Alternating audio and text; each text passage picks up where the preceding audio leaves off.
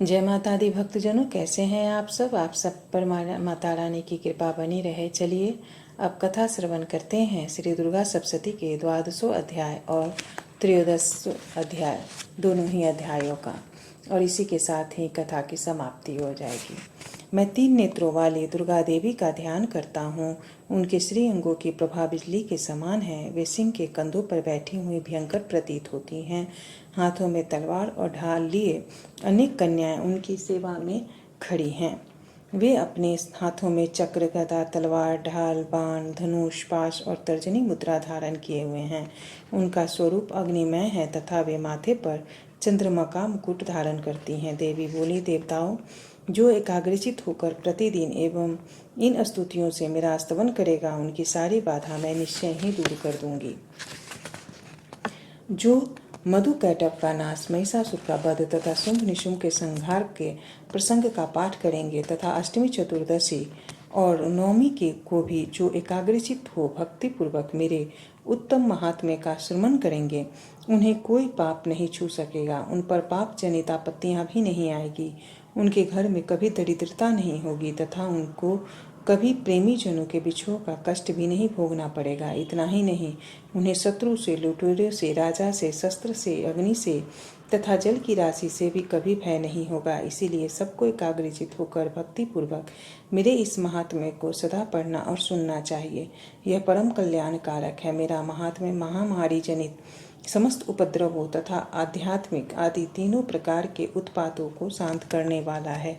मेरे जिस मंदिर में प्रतिदिन विधि पूर्वक मेरे इस महात्म्य का पाठ किया जाता है, उस स्थान को मैं कभी नहीं छोड़ती। वहाँ सदा ही मेरा सन्निधान बना रहता है। बलिदान, पूजा, होम और महोत्सव के अवसरों पर मेरे इस चरित्र का पूरा पाठ और श्रवण करना चाहिए। ऐसा करने पर मनुष्य विधि को जानकर या बिना जाने भी मेरे लिए जो बलि, पूजा या होम आदि करेगा, उसे मैं बड़ी प्रसन्नता के साथ ग्रहण करूंगी।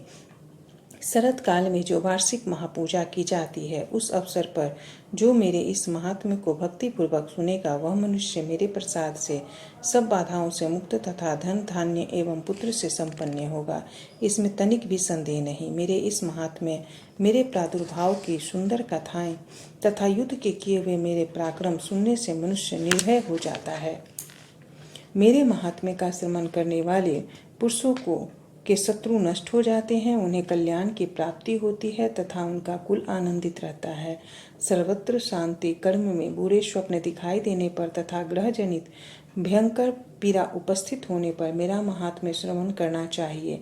इससे सब विघ्न तथा भयंकर ग्रह पीड़ाएं शांत हो जाती हैं और मनुष्यों द्वारा देखा हुआ दुख स्वप्न शुभ स्वप्न में परिवर्तित हो जाता है। बाल ग्रहों से आक्रांत हुए बालकों के लिए यह महात्म्य शांति कारक है तथा मनुष्यों के संगठन में फूट होने पर यह अच्छी प्रकार मित्रता कराने वाला होता है। यह महात्म्य समस्त दुराचारियों के बल का नाश करने वाला है।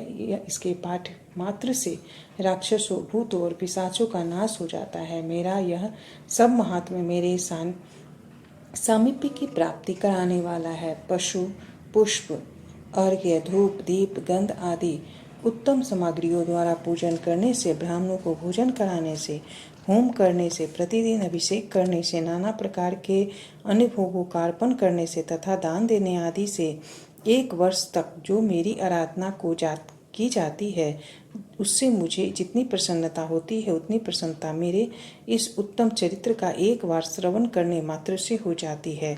यह महात्म्य श्रवण करने पर पापों को हर लेता है और आरोग्य प्रदान करता है। मेरे प्रादुर्भाव का कीर्तन समस्त भूतों से रक्षा करता है तथा मेरा युद्ध विषयक चरित्र दुष्ट दैत्यों का संहार करने वाला है। इसके श्रवण करने पर मनुष्य को शत्रुओं का भय नहीं रहता। देवताओं, तुमने और ब्रह्मऋषियों ने जो मेरी स्तुतियां की हैं तथा ब्रह्मा जी ने जो स्तुति की है, वे सभी कल्याणमय बुद्धि प्रदान करती है। वन में, शून्य मार्ग में अथवा दवानल से घिर जाने पर, निर्जन स्थान में लुटेरों के दाव में पड़ जाने पर या शत्रुओं से पकड़े जाने पर अथवा जंगल में सिंह, व्याघ्र या जंगली हाथियों के पीछा करने पर, कुपित राजा के आदेश से बध या बंधन के स्थान में ले जाने पर अथवा महासागर में नाव पर बैठने के बाद भारी तूफान से नाव के डगमग होने पर और अत्यंत भयंकर युद्ध में शस्त्रों का प्रहार होने पर अथवा वेदना से पीड़ित होने पर कि बहुना सभी भयानक बाधाओं के उपस्थित होने पर जो मेरे इस चरित्र का स्मरण करता है वह मनुष्य संकट से मुक्त हो जाता है। मेरे प्रभाव से सिंह आदि हिंसक जंतु नष्ट हो जाते हैं तथा लुटेरे और शत्रु भी मेरे चरित्र का स्मरण करने वाले पुरुष से दूर भागते हैं। ऋषि कहते हैं, यूं कहकर प्रचंड पराक्रम वाली भगवती चंडिका का सब देवताओं के देखते देखते वहीं अंतर्ध्यान हो गई। फिर समस्त देवता भी शत्रुओं के मारे जाने से निर्भय हो पहले की ही भांति यज्ञ भाग का उपयोग करते हुए अपने अपने अधिकार का पालन करने लगे। संसार का विध्वंस करने वाले महाभयंकर अतुल पराक्रमी देव शत्रु शुंभ और महाबली निशुंभ के युद्ध में देवी द्वारा मारे जाने पर शेष दैत्य पाताल लोक में चले आए। राजन, इस प्रकार भगवती अंबिका देवी नित्य होती हुई भी पुनः पुनः प्रकट होकर जगत की रक्षा करती हैं।